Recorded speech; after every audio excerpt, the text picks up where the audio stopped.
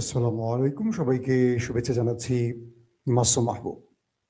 প্রিয় দর্শক, দেখছেন ওপেন দ্য ইউটিউব চ্যানেল এবং মাসুম মাহবুব ফেসবুক পেজ। আপনাদের জন্য আজকেও থাকছে বেশ কিছু আন্তর্জাতিক খবর। আমরা চেষ্টা করব রাতের যে সংবাদটি দিব রাত 10টার দিকে, সেখানে আমরা বাংলাদেশের প্রসঙ্গটা হয়তো টানার চেষ্টা করব, কিন্তু আজকে এই সময়টাতে আন্তর্জাতিক বেশ কিছু খবর আমরা পেয়েছি, যেগুলো আপনাদের দেবার চেষ্টা করছি। প্রথম যে বিষয়টি সেটি হলো, নরেন্দ্র মোদী হঠাৎ করে ইসরায়েল সফরে গেলেন কেন, যখন ইরান, আমেরিকা, ইসরায়েলের মধ্যে বড় একটা লড়াই বা সংঘাত বাঁধতে যাচ্ছে। 2 নম্বর গুরুত্বপূর্ণ খবর, ইরানের সর্বোচ্চ নেতা আয়াতুল্লাহ আলী খামেনির উপর হামলার খবর পাওয়া গেছে। তিনি কেমন আছেন, কোথায় আছেন, সে বিষয়টি জানাবো। 3 নম্বর, ইরানের মিসাইল নিয়ে এখন পর্যন্ত টেনশনে আছে দখলদার এবং পশ্চিমা দুনিয়া, যে কারণে তারা সময় সুযোগ করে এখনো ইরানে আক্রমণ করতে পারছে না, কারণ ইরানের পাল্টা প্রতিরোধের আশঙ্কায় তাদের মূল ভয়ের কারণ। চলেন আমি 3টা প্রসঙ্গে আজকে আলোচনা আপনাদের তুলে ধরার চেষ্টা করছি। প্রথম, নরেন্দ্র মোদী এই মুহূর্তে কোথায় আছেন? তিনি ইসরায়েলে আছেন, অর্থাৎ গতকালকে তিনি ইসরায়েলে পৌঁছেছেন। তিনি যখন ইসরায়েলে পৌঁছন এবং ইসরায়েলের পার্লামেন্টে তিনি উপস্থিত হন, তখন তাকে করতালি দিয়ে পুরো ইসরায়েলের পার্লামেন্ট মেম্বাররা বরণ করে নেয়। দৃশ্যটা অদ্ভুত এবং অভূতপূর্ব। কিরকম? ইসরায়েলের পার্লামেন্টে নরেন্দ্র মোদী যখন যান এবং ইসরায়েলের সকল পার্লামেন্ট সদস্যরা মোদি মোদি বলে এইভাবে এইভাবে এইভাবে করে তালি দিতে থাকেন, যেন ইসরায়েল তাদের সবচেয়ে বড় পরম বন্ধুকে পেয়েছে, যেটা তারা Donald Trump, Joe Biden, Bill Clinton, কিংবা তারপরে আমরা যদি দেখি মিস্টার বারাক হোসেন ওবামা, তাদের ব্যাপারও এরকম দৃশ্য আমরা দেখিনি। কিন্তু নরেন্দ্র মোদীকে এমনভাবে সংবর্ধনা দেয়া, এমনভাবে বরণ করার দৃশ্যটি সত্যিকার অভূতপূর্ব। ইসরায়েল এবং ভারতের মধ্যে তাদের যে সম্পর্কটা, গভীর বন্ধুত্বটা, এটা আবার প্রমাণ পেয়েছে। আসলে উদ্দেশ্যটা কি? একদিকে পাকিস্তানকে শত্রু ভাবছে দখলদাররা, একদিকে ইরানকে শত্রু ভাবছে, পুরো মুসলিম বিশ্বকে শত্রু ভাবছে, তুরস্ককে শত্রু ভাবছে, কিন্তু বন্ধু ভাবছে ভারতকে, বন্ধু ভাবছে আমেরিকাকে। কারণটা কি?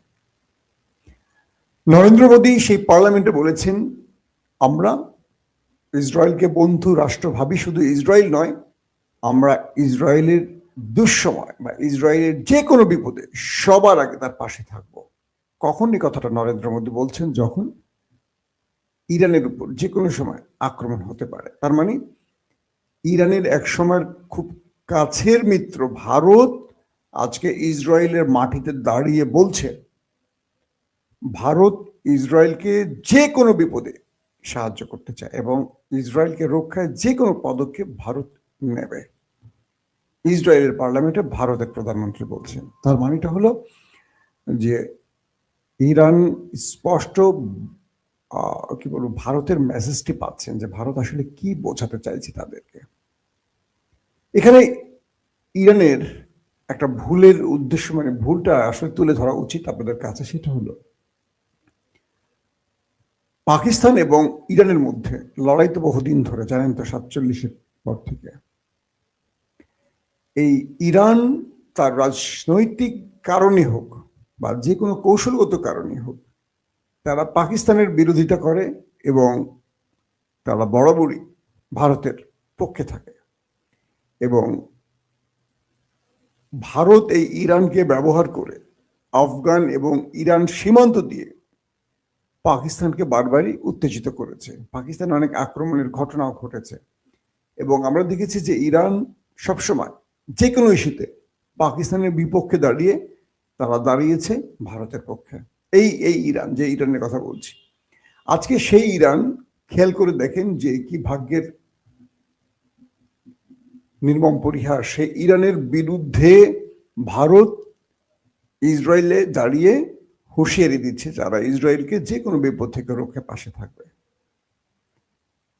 আর আমাদের সেই মুসলিম দেশ ইরান, তারা পাকিস্তানের ব্যাপারে তাদের ভুল সিদ্ধান্ত বুঝতে পেরেছে, অথচ সেই পাকিস্তান এখনো গোপনে গোপনে ইরানকে সাহায্য করছে।